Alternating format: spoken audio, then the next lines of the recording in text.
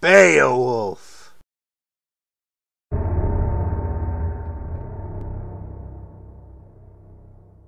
So the living sorrow of Healfdane's son simmered, bitter and fresh, and no wisdom or strength could break it. That agony hung on king and people alike, harsh and unending, violent and cruel and evil.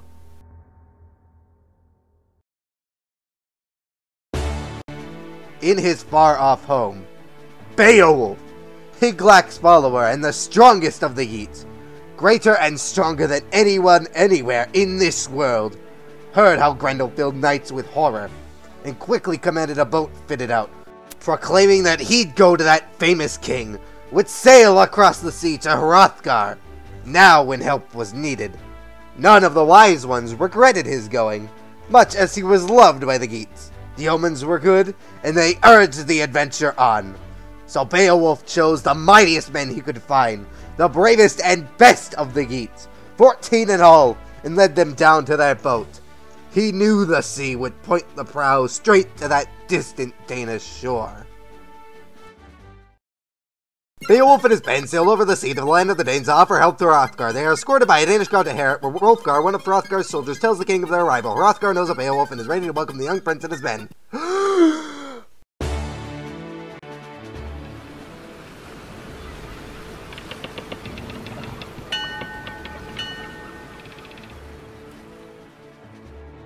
Then, Wulfgar went to the door and addressed the waiting seafarers with soldiers' words.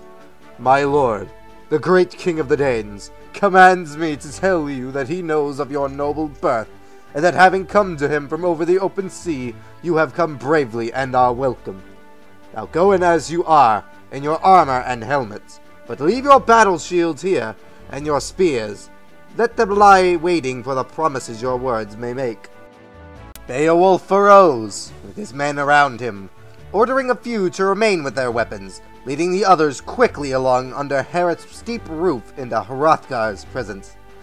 Standing on that prince's own hearth, helmeted, the silvery metal of his mail shirt gleaming with a smith's high art, he greeted the Danes as great lord.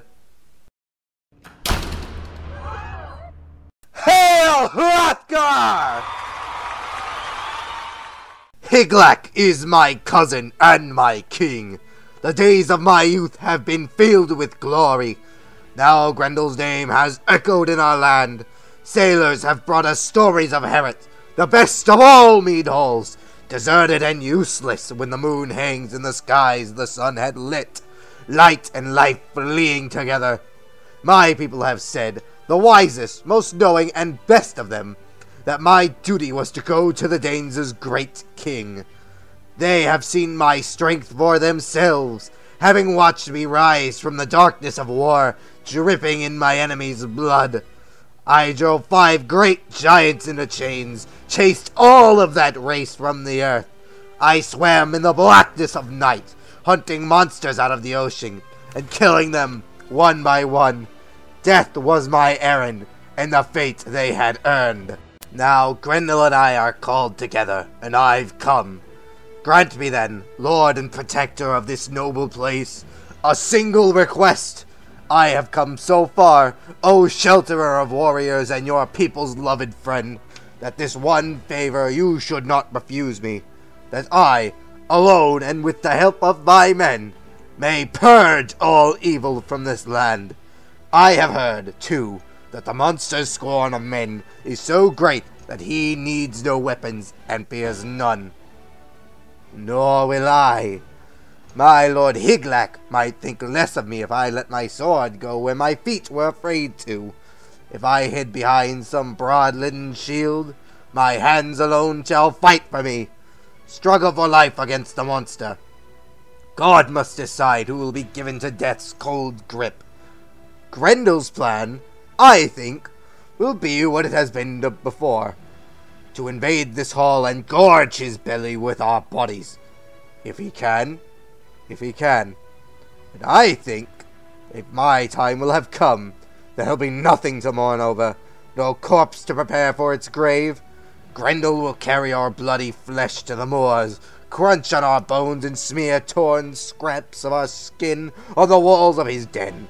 No, I expect no Danes will fret about sewing our shrouds if he wins. And if death does take me, send the hammered mail of my armor to Higlac. Return the inheritance I had from Hrethel, and he from Wayland. Fate will unwind as it must!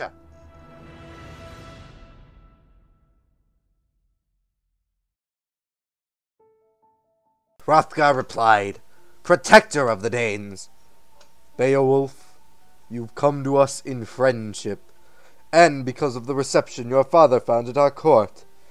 Editho had begun a bitter feud, killing Hathlaf, a wolfing warrior.